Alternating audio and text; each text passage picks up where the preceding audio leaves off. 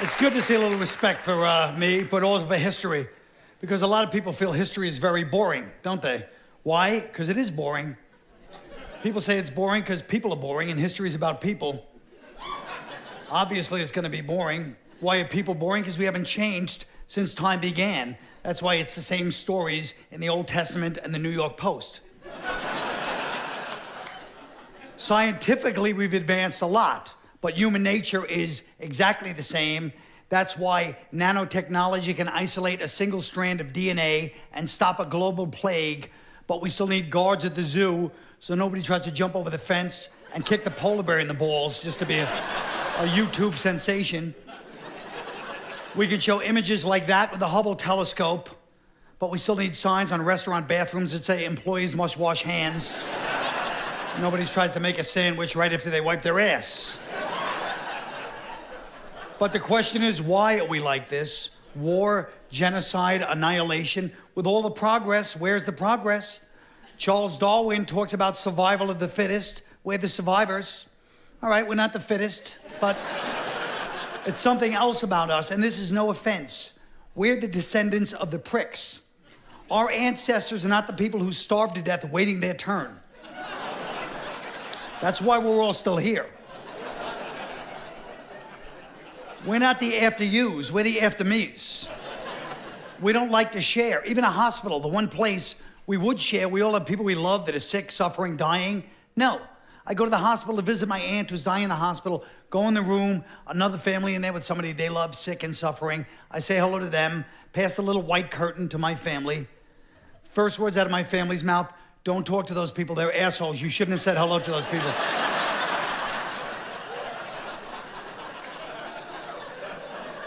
Why not? We think they took one of our chairs. We had 4 chairs, and they had 2.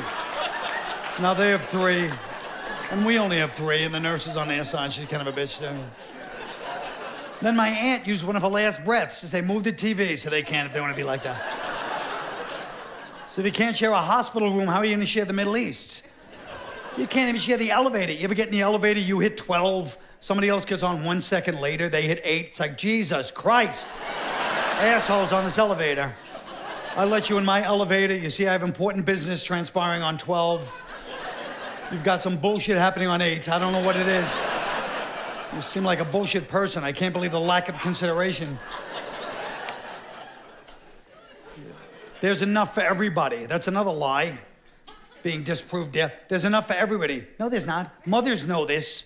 Mothers understand this on a primal level because your mother goes to the supermarket, picks out the freshest vegetables, the ripest fruit for the family. If somebody ever asked her, what about the vegetables and fruit that don't look that good? She'd be like, I guess they're for some other family, huh? I'm here for my family. But they get here earlier than me next time. That's how it works. The supermarket exposes the bloody battlefield that life is. We have to casually browse through the slain remains of the animals that weren't able to defend themselves as well as we were. That could easily be us up there, and chickens checking out our expiration dates. Then you go to the checkout, put down the divider sticks, marking your territory. Somebody reached over you like, you want to lose a hand? Get out of here. Every line is like that. Go to the ATM, that's a serious place. You have to get money for food, for survival. Somebody takes too long at the ATM, you start looking at the other people online, thousands of years of DNA starts kicking in. Like, is there a leader here, or is somebody gonna do something? Or... A tribe starts to form. It's only a matter of time before someone's being flung around the ATM cubicle like a squirrel in a Rottweiler's mouth. So we're tens of thousands of years before the ancient Greeks. The world's almost empty, but apparently there's still not enough for everybody, because you have groups of cavemen walking into each other's villages, knocking shit over, trying to bang the women, trying to steal the food. So now you need leaders to defend yourself. How do you find leaders? Just like today. You don't find them, they find you. I still have friends that try to tell me they're in charge. I'll say it right to you. You need somebody like me to call you on your shit. Thank you. That's just what I felt was lacking in life, was a covertly hostile, marginal friend to supervise my behavior. Thanks. My friend winks hello when he sees me like that. We're grown men. He's like, what are you, the captain of the football team? I'm the freshman cheerleader. Oh, God, he noticed me. Make yourself. But back then, it's before language skills, but you knew who was gonna run things because their posture told you where they were in evolution. These guys got their asses kicked by those guys, got the beat down by them guys, got knocked out by this guy, because obviously he's in charge, he's standing there like that. Everybody else has the body language of a blogger. Now this guy's in charge, he's like, the food's gonna go over here, all right? Weapons here. We're gonna go to the bathroom over here, and I can't believe I still have to say this. If you're gonna touch the food after you go to the bathroom, you wash your hands, please. It's 20,000 BC. Do we have to put up a sign? Come on. Get it together. Everybody's on board, except there's always the one guy who's got the defiant stance like that, like, I don't know. The leader's like, do you have a problem? You want to say something? Nah, man, you know everything, I guess. Do your thing, you know. They end up in a fight to the death. And you still have friends to this day you'd like to kill for their body language. Your friends that stretch when you're trying to tell them a story, you know. Because that always makes you feel important, you know. You're not enough. They have to multitask to make you worth their while. They're like, go ahead, man, I'm listening, go ahead.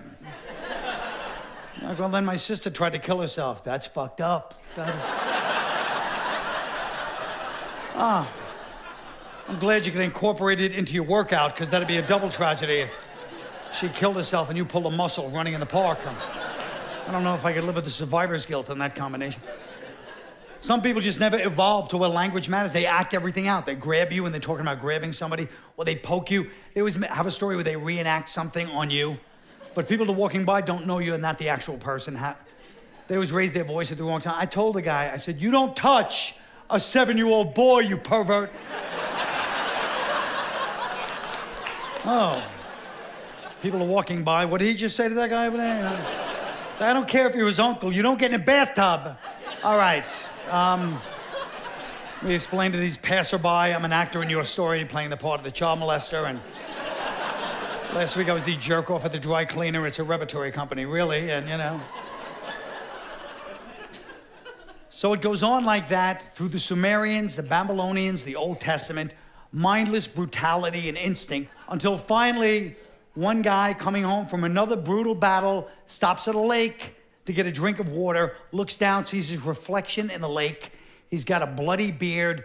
He's got animal skin, human gristle. He's got a necklace with eyeballs on it. He's like, wow, is this how I'm coming across to people? Because this is not who I am. I'm a good person.